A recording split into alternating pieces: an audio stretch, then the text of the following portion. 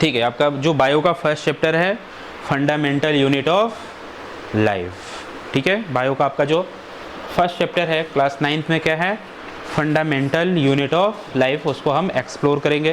तो क्या है फंडामेंटल यूनिट ऑफ लाइफ, तो आपको दिख रहा है कुछ इसमें, फंडामेंटल यूनिट ऑफ लाइफ में कुछ दिख रहा है आपको?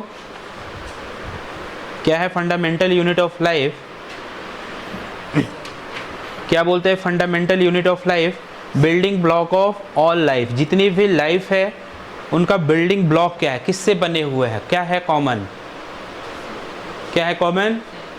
तो इन सबका कॉमन पॉइंट क्या है, ऑल लिविंग ऑर्गेनिज्म का, इस सब जो मेडअप हो रखे हैं या बिल्डअप हो रखे हैं किससे हो रखे हैं, सेल से हो रखे हैं, है ना। तो all living beings are made up of cell. तो so how do we define a cell? Cell को कैसे डिफाइन करेंगे? तो cell is the common basic structural and fundamental या फंक्शनल यूनिट ऑफ लाइफ। ठीक है, तो लिखना आप इसका डेफिनेशन, सेल का डेफिनेशन, सेल का डेफिनेशन लिखना आप कि cell is structural and functional unit of life.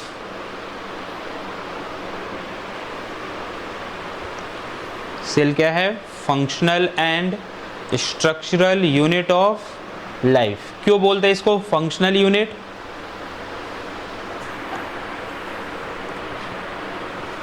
क्यों बोलते हैं फंक्शनल यूनिट?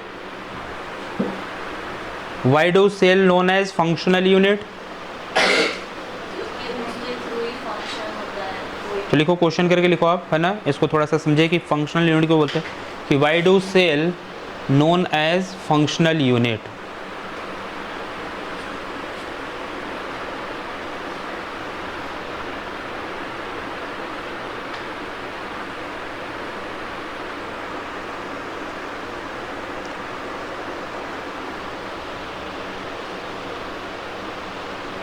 क्यों बोलते हैं सेल को फंक्शनल यूनिट? क्योंकि जो सेल है ना, वो पूरा का पूरा कैपेबल है लाइफ के हर प्रोसेस को परफॉर्म करने के लिए। एक सिंगल सेल के अंदर कंप्लीट कैपेबिलिटी है कि लाइफ को क्या कर सकता है, वो परफॉर्म कर सकता है। कोई पूछ दे प्रूव करो, आप कैसे प्रूव करोगे कि एक सिंगल सेल के अंदर पूरी की पूरी कैपेबिलिटी है to perform all the life processes. क्या है life process? Digestion, respiration, excretion, है ना, ये सारे क्या हैं? ट्रांसपोर्टेशन, ये सारे क्या हैं? Life process. तो एक सेल के अंदर ये पूरी की पूरी कैपेबिलिटी है कि ये परफॉर्म कर सकता है। कैसे प्रूव कर सकते हैं हम? अगर प्रूव करना है तो कैसे प्रूव करोगे? किसी को कैसे एक्सप्लेन करोगे कि हाँ एक सेल के अंदर कैपेबिलिटी है कि वो सारे लाइफ प्रोसेसेस परफॉर्म कर सकता है। That's why cell is known as functional unit. सारे फंक्शन वो परफॉर्म कर सकता है। हाँ, जैसे अमीबा यूनिसेलुलर ऑर्गेनिज्म किससे बने हैं?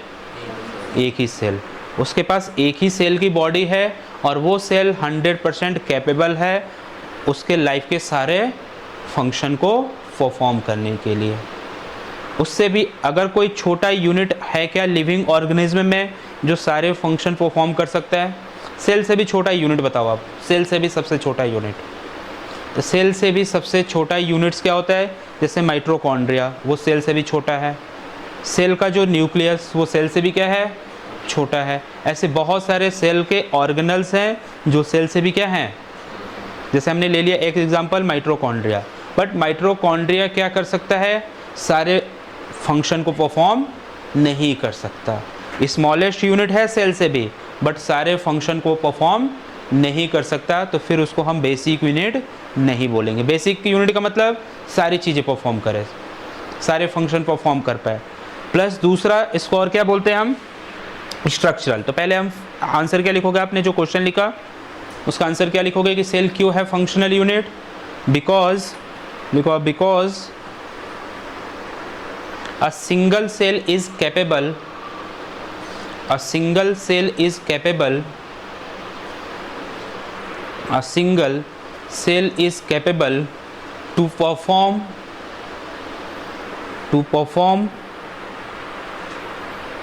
क्या परफॉर्म कर सकता है? All the functions of life और all the process of life, all the function of life और ऑल द प्रोसेसेस। ब्रैकेट में क्या क्या processes? Respiration, nutrition, digestion nutrition का पार्ट है तो न्यूट्रिशन बोलेंगे हम, nutrition, respiration, transportation and excretion. Nutrition, respiration, transportation and excretion, है ना, ये सारे लाइफ प्रोसेसेस हैं। एक सिंगल सेल इस चीज़ को क्या कर सकता है? परफॉर्म कर सकता है। तो सेल इज क्या हो गया? Functional unit. सेल क्या हो गया? फंक्शनल। अब दूसरा क्वेश्चन है कि सेल स्ट्रक्चरल यूनिट कैसे है? सेल स्ट्रक्चरल यूनिट कैसे है?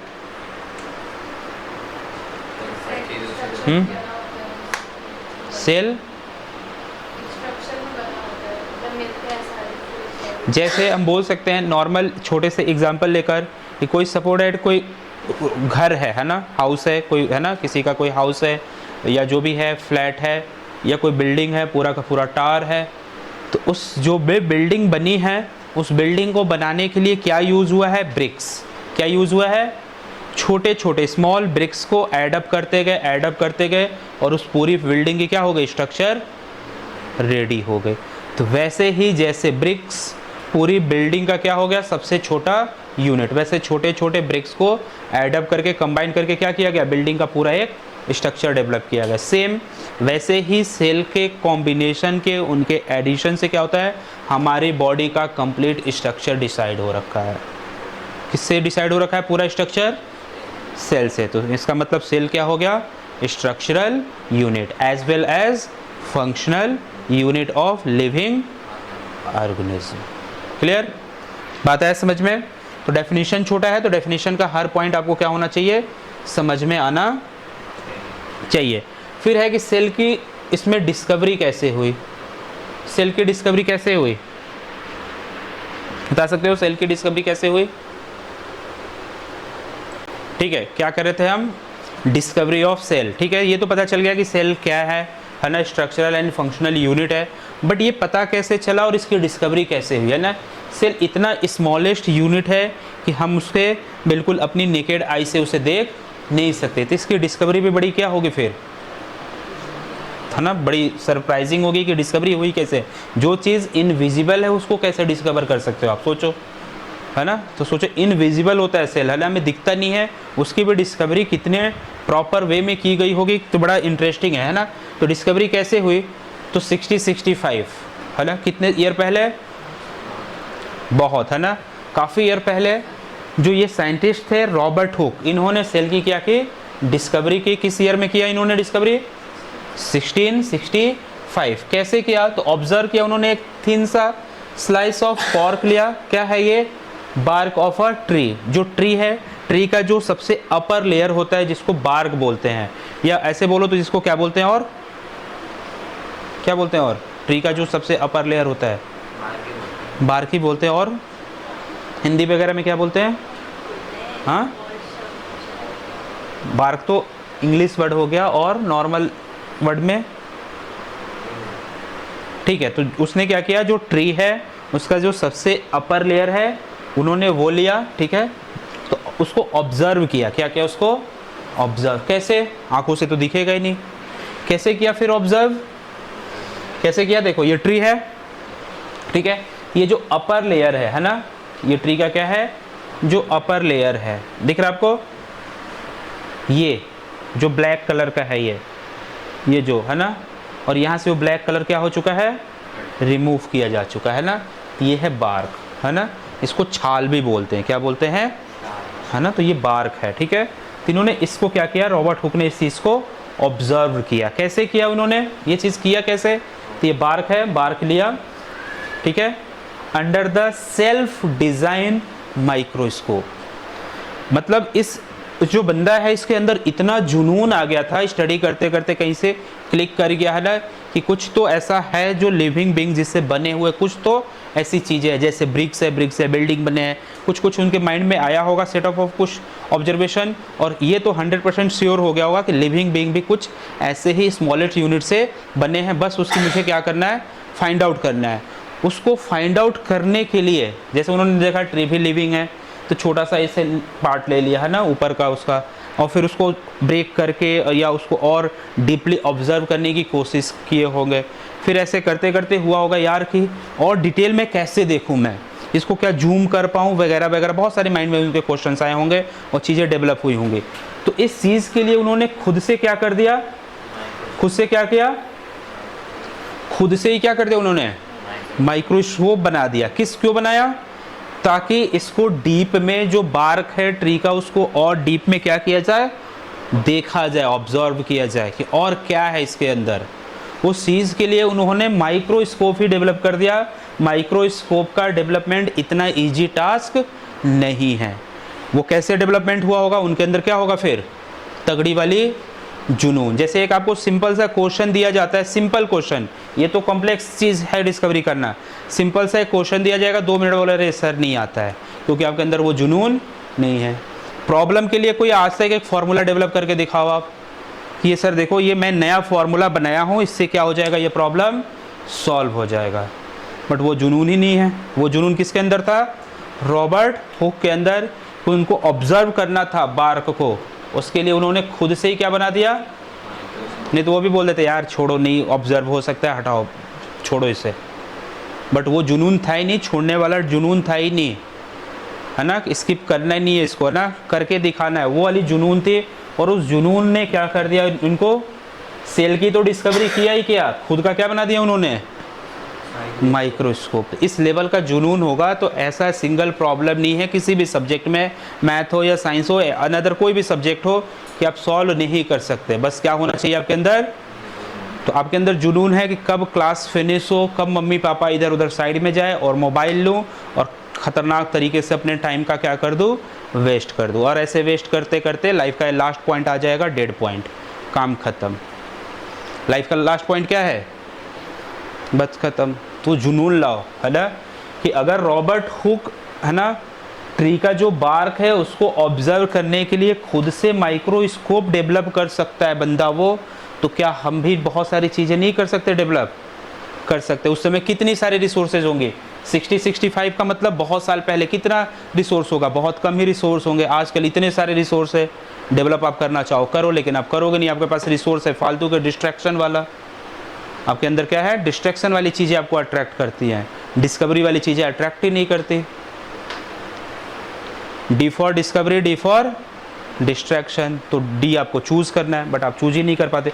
ठीक है, तो उन्होंने क्या किया, खुद से, है ना, सेल्फ डिजाइन माइक्रोस्कोप के अंदर उन्होंने क्या किया, जो बार्क है ट्री का उसको ऑब्जर्व किया, और उस ऑब्जर्वेशन के थ्रू उनको ये पता चला कि हाँ जो लिविंग ऑर्गेनिज्म है स्मॉलेस्ट यूनिट और भी है, और वो स्मॉलेस्ट यूनिट क्या है, सेल है। ये उन्होंने पूरी डिस्कवरी की। और उन्होंने जब अपने खुद के माइक्रोस्कोप के अंडर इसको देखा बार को, तो कुछ ऐसे हेक्सागोनल क्या दिखे, ब्लॉक्स दिखे, है ना, लाइक जो हनी बनाती है, क्या बनाती है, जो हनी, हेक्सागोनल। देखो ये चीज़, ठीक है, ये चीज़ उनको ऑब्जर्व हुआ। क्या, there were empty compartment which क्या हो रखे हैं, रिजेंबल, एम्प्टी, छोटे छोटे कंपार्टमेंट हो रखे हैं, और वो सारे कंपार्टमेंट क्या हो रखे हैं, रिजेंबल, ऐसे कलेक्ट हो रखे हैं। और उस कलेक्शन से क्या बना है, ये बार्क बना है, मतलब ये सबसे स्मॉलेस्ट यूनिट हो गया। फिर क्या हो गया ये, और ऐसे ब्लॉक्स ब्लॉक्स ब्लॉक ब्लॉक से क्या बन गया, पूरा का पूरा बार्क बन गया ट्री का। तो स्ट्रक्चर ऑफ, ये कैसा स्ट्रक्चर है, हनीकॉम्ब की तरह। ठीक है, तो इससे क्या कंक्लूजन निकला कि ही लेबल देम एज, इसका नाम क्या रखा इन्होंने, कब छोटे कंपार्टमेंट को, सेल। मतलब ये छोटे छोटे कंपार्टमेंट या छोटे छोटे ये सेल से क्या बना है, पूरा का पूरा ट्री का बार्क बना है। ये चीज़ उन्होंने डिस्कवर करके बताई। तो लिविंग ऑर्गेनिज्म आर 2 टाइप्स, लिखना आप, कितने टाइप्स के हो गए, हाँ। तो इसमें क्या क्या आपको पॉइंट नोट करना था, क्या क्या नोट करना था इसमें कि डिस्कवरी किसने की, सेल की डिस्कवरी किसने की, Robert Hooke. In which year, 1665। कैसे किया उन्होंने, तो ट्री का क्या लिया उन्होंने, एक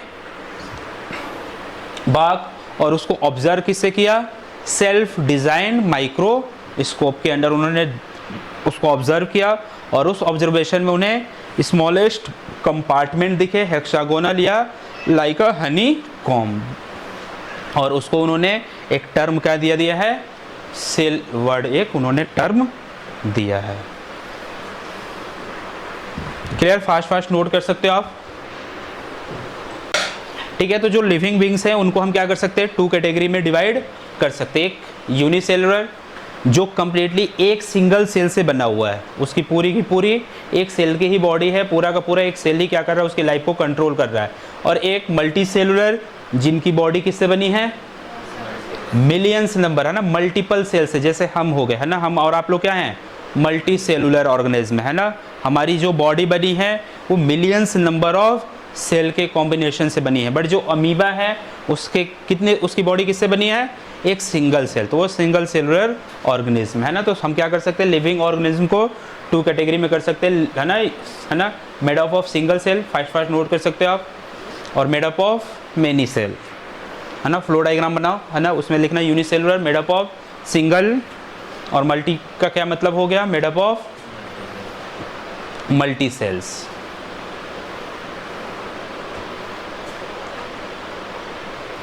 ठीक है, तो in unicellular all the functions are carry out by single cell. Unicellular में क्या हो रहा है, सारे फंक्शन किससे कैरी आउट हो रहे हैं, एक सिंगल सेल के थ्रू हो रहे हैं। तो बहुत सिंपल सा वो हो गया ऑर्गेनिज्म।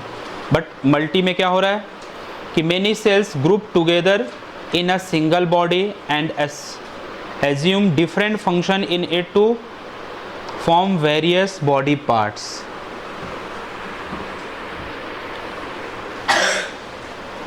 तो क्या हो रहा है, मल्टी सेलुलर में हो क्या रहा है कि जो सेल है ग्रुपिंग करते हैं, क्या करते हैं, ग्रुपिंग करते हैं ना, और फिर क्या करते हैं, डिफरेंट ग्रुप्स बनते हैं सेल के, जिनको ना टिश्यूज बोलते हैं। क्या बोलते हैं, टिश्यू बोलते हैं ना।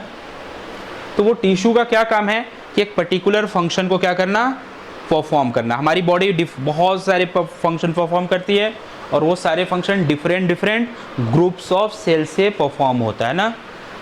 तो मल्टी सेलुलर में ये कंसेप्ट है ना, धीरे धीरे इस चीज़ को एक्सप्लोर करेंगे, है ना। तो आप नोट कर सकते हो आप, ठीक है, नोट कर सकते हो आप इस चीज़ को, ठीक है।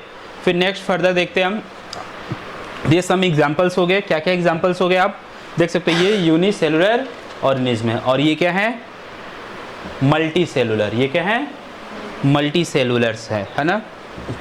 ठीक है, अब सेल की थियरी क्या है ना, सेल की थियरी भी है ना कि different scientist propose different theories regarding the study of cell. बहुत सारे साइंटिस्टों ने क्या किया, स्टडी की और अपनी अपनी थियरीज दी कि सेल कुछ ऐसा है वैसा है, सेल के बारे में बहुत सारे अपने अपने नॉलेज दिए। ठीक है, तो all plants and animals are composed of a cell and cells is the basic unit of life. ये थियरी दी गई है ना, बहुत सारे साइंटिस्टों ने दिया, उसमें से एक कॉमन थियरी है। इन 1885 ये जो साइंटिस्ट थे उन्होंने ये थियरी क्या की, सजेस्ट की। ठीक है, क्या सजेस्ट की कि जो भी all plants and animals compose किससे हो रखे हैं, सेल से, और सेल को ही क्या बोल सकते हैं हम, बेसिक यूनिट बोला जा सकता है ऑफ लाइफ। ये देखो है ना, प्लांट का टिश्यू है ना, ये क्या होता है, टिश्यू ग्रुप ऑफ सेल होते हैं ना, और ये एनिमल टिश्यू है ना, और ये जो टिश्यूज हैं ये ग्रुप ऑफ सेल है, मतलब सेल के कॉम्बिनेशन से बने हुए ना। ये थियरी दी गई।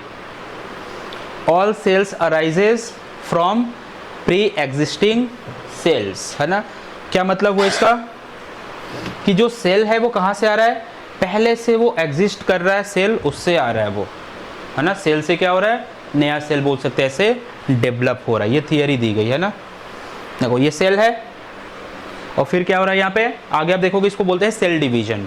तो एक सेल क्या हो गया, डिवाइड हो गया और नया सेल प्रोड्यूस किया। तो ये जो नया सेल था कहाँ से आ रहा है, प्री एग्जिस्टिंग सेल से आ रहा है। न्यू सेल कहाँ से आ रहा है, प्री एग्जिस्टिंग सेल से ही आएगा, है ना। With the discovery of electron microscope, अब क्या है, जो माइक्रोस्कोप बनाया था रॉबर्ट हुक ने वो बहुत सिंपल माइक्रोस्कोप था ना, बहुत उसकी पावर इतनी हाई नहीं थी, फिर भी काम भर की थी कि उसने डिस्कवरी कर ली। और क्या हुआ, डे बाय डे माइक्रोस्कोप पे और वर्क किया गया, उसको और पावरफुल बनाया गया, उसकी कैपेसिटी है ना, रिजॉल्व पावर है ना, ताकि और वो बहुत अच्छा रेजोल्यूशन में भी दिखा पाए और बहुत पावरफुल भी हो, ताकि और उससे भी स्मॉलेस्ट पार्टिकल्स को क्या किया जाए, देखा जाए है ना, विजिबल किया जाए।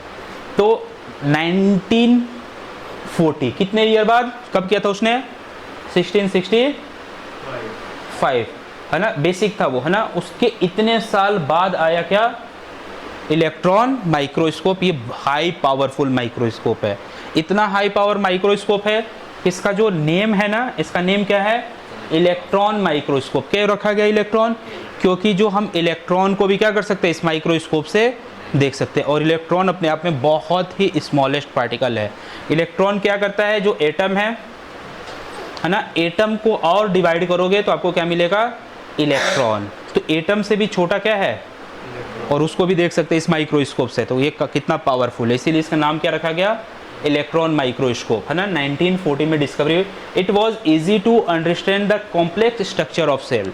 रॉबर्ट हुक ने सेल तो देख लिया, बट सेल के अंदर और क्या चीज़ें हैं, सेल की क्या क्या और कॉम्प्लेक्सिटी है, उसको ऑब्जर्व नहीं कर पाया, क्योंकि उसके पास इतना पावरफुल माइक्रोस्कोप नहीं था। फिर 1940 में इतना स्ट्रॉन्ग क्या बना, माइक्रोस्कोप, और उसकी हेल्प से हम क्या कर सकते हैं, सेल के और भी कॉम्प्लेक्स कंसेप्ट या उसके स्ट्रक्चर को क्या कर सकते हैं, हम समझ पाएंगे है ना। तो ये है हम क्या, इलेक्ट्रॉन माइक्रोस्कोप। देखा आपके स्कूल के लैब वगैरह में है, ये वाला है, ऐसा होगा भी नहीं है ना, बहुत कॉस्टली होता है, तो स्कूल में क्यों रखेंगे ना। बात आया समझ में आपको, बात आया समझ में, ठीक है। तो फिर इलेक्ट्रॉन माइक्रोस्कोप से बहुत सारी चीज़ें देखी गई। क्या देखी गई कि different cells have different shapes depending on their function. Cell हैं, डिफरेंट टाइप के सेल्स होते हैं, एक तो ये पता चला है ना, ठीक है। तो फिर क्यों डिफरेंट टाइप के सेल हैं, क्योंकि उनकी फंक्शनैलिटी क्या है, डिफ़र कर रही है। तो उनकी फंक्शनैलिटी डिफ़र कर रही है, इस वजह से उनका जो शेप भी है वो क्या भी हो रहा है, डिफ़र कर रहा है। तो डिफरेंट फंक्शनैलिटी का सेल होगा तो उसकी डिफरेंट क्या होगी, शेप्स होंगी। लाइक क्या कह रहा है, लाइक पहला क्या है, कॉलम की तरह है ना, किसकी तरह, रो एंड कॉलम होते हैं, उसकी तरह होता है सेल, तो उसका नाम वो रखा गया। जैसे एपिथेलियल सेल है ना, अभी धीरे धीरे ये चीज़ें आएंगी। देखो ये एपिथेलियल सेल था, आकर गायब हो गया है ना। ये कैसा होता है, इसका शेप ऐसे कॉलम वाइज कॉलम होता है।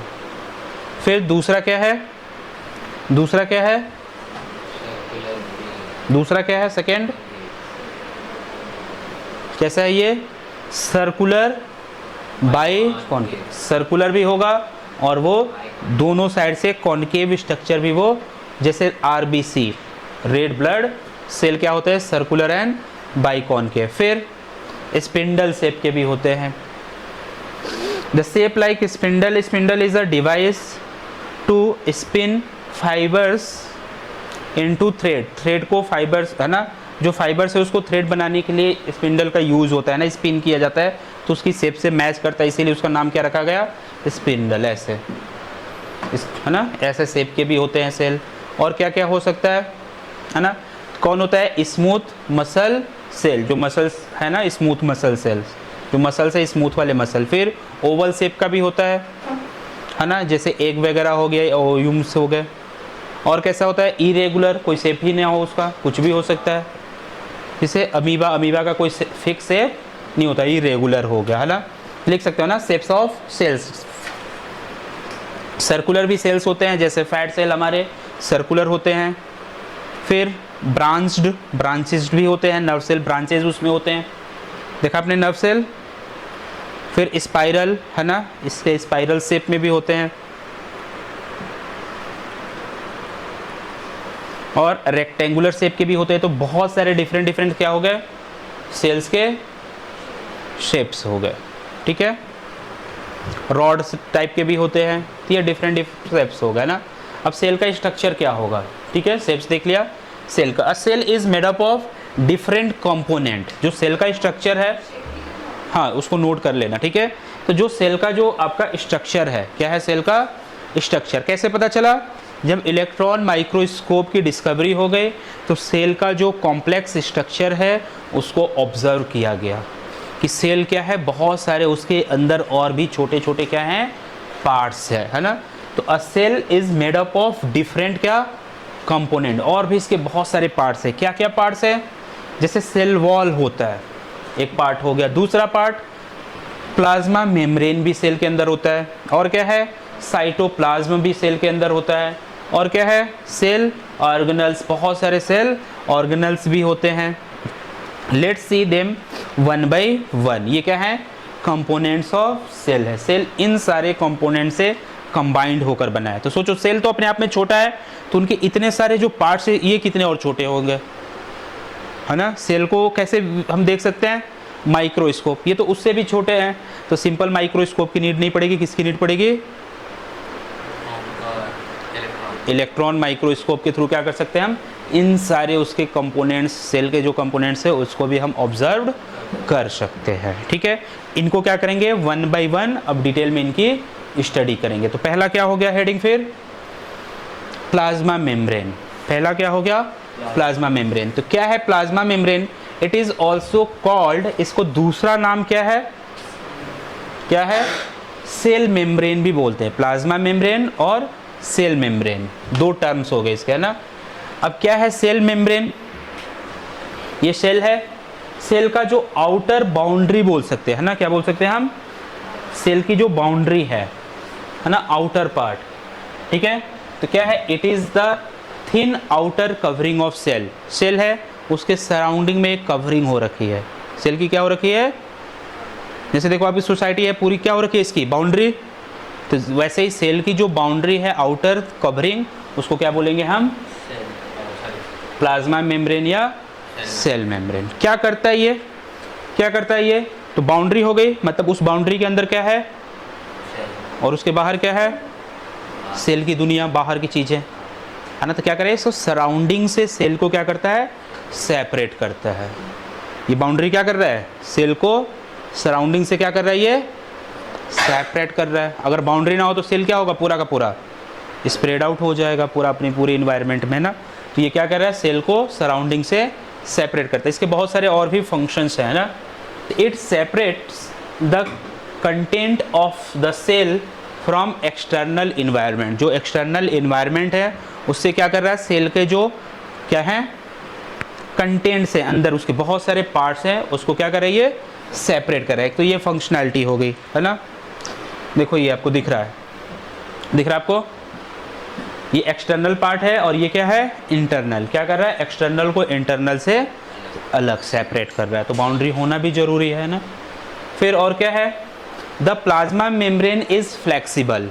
क्या है ये, फ्लेक्सिबल है, and it is made up of organic molecules. किससे बना है प्लाज्मा मेम्ब्रेन, ऑर्गेनिक मॉलिक्यूल से बना है, जिसको क्या कहते हैं हम, लिपिड्स एंड प्रोटीन, ठीक है। नोट कर सकते हो ना, क्वेश्चन आ सकता है क्या ना, कि जो सेल मेम्ब्रेन है किससे मेडअप हो रखा है, तो किससे मेडअप हो रखा है cell membrane, lipids and protein से मेडअप हो रखा है। यह फ्लेक्सिबल है, एक्सटर्नल इन्वायरमेंट से इसको क्या करता है, सेल को सेपरेट करके रखता है ना। तो ये क्या होगा इसके, और ये क्या है, it is the thin outer covering of cell. ये 3 पॉइंट्स हो गए। अगर आपको आ जाता है क्वेश्चन कि प्लाज्मा मेम्ब्रेन पे आप कुछ पॉइंट्स आप राइट डाउन करो, तो आप क्या कर सकते हो, ये 3 पॉइंट्स जो कि इसके क्या है, प्राइमरी पॉइंट्स है, उसको अपने आंसर में क्या कर सकते हैं आप, राइट डाउन कर सकते हैं ना। कि आउटर लेयरिंग हो गई, कवरिंग हो गई, सेपरेट करता है content of cell from the external environment.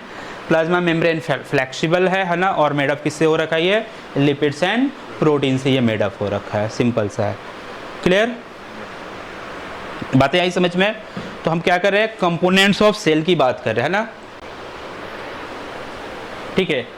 तो ये जूम है ना इसका, कि ऐसा कुछ सेल मेम्ब्रेन का स्ट्रक्चर होता है, ठीक है। तो किससे बना है, प्रोटीन एंड लिपिड से बना हुआ है, ठीक है। तो प्लाज्मा मेम्ब्रेन अलाउ करता क्या है, ये अलाउज और परमिट देता है किसको, entry and exit of some material in and out the cell, cell के अंदर आने के लिए या सेल से अंदर से बाहर जाने के लिए क्या करता है, ये परमिशन देता है। ठीक है, अगर मान लो सपोर्टेड कोई मटेरियल है सेल के अंदर एंटर करना चाहता है, अगर इसने परमिशन नहीं दिया तो फिर सेल के अंदर वो नहीं आएगा। ठीक है, अगर इसने परमिशन दिया तो क्या होगा, ये आ जाएगा। तो ये स्मार्ट भी है, क्या है ये, स्मार्ट भी है। इतना स्मार्ट है कि इसको ना नेचर ने इतनी कैपेबिलिटी दे रखा है कि खुद डिसाइड कर सकता है कि हाँ किस मटेरियल को मैं अंदर जाने के लिए परमिशन दूँ या किस मटेरियल को अंदर जाने के लिए परमिशन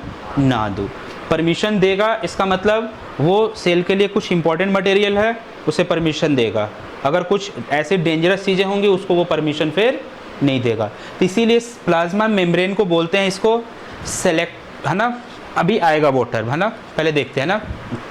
तो ये क्या कर रहा है, एक तो अलाउ कर रहा है ना, एक्सटर्नल को इंटरनल सेल के अंदर जाने के लिए या सेल के अंदर के कंपोनेंट्स या जो मटेरियल्स है उसको बाहर जाने के लिए। It also prevent the movement of some other material, ये रोकता भी है, क्या करता है ये, अगर वो यूजफुल नहीं है तो उसको परमिशन ये नहीं देगा। ठीक है, therefore plasma membrane is called क्या, सेलेक्टिवली, क्या बोलते हैं इसको, ये सेलेक्ट करने की कैपेबिलिटी है, सेलेक्ट कर सकता है कि किसको मुझे परमिशन देना है और किसे परमिशन नहीं देना है, परमिएबल मेम्ब्रेन। ठीक है, तो प्लाज्मा मेम्ब्रेन को दूसरे वर्ड में हम क्या बोलेंगे, कैसा है ये, सेलेक्टिवली परमिएबल मेम्ब्रेन। ये सेलेक्ट करता है फिर उसको क्या करता है, परमिशन देता है किस चीज़ के लिए, एंट्री और एग्जिट के लिए। इसको हम बोल सकते हैं सेलेक्टिवली परमिएबल मेम्ब्रेन। तो ये काफ़ी स्मार्ट हो गया मेम्ब्रेन, ये खुद सेलेक्ट करने की इसके अंदर क्या है, वो इंटेलिजेंस है ना, सेलेक्ट करने की क्या है इसके अंदर, इंटेलिजेंस है। तो ये नॉर्मल मेम्ब्रेन नहीं है। ठीक है, तो नोट करोगे आप, ये काफ़ी इंपॉर्टेंट पॉइंट हो गया प्लाज्मा मेम्ब्रेन।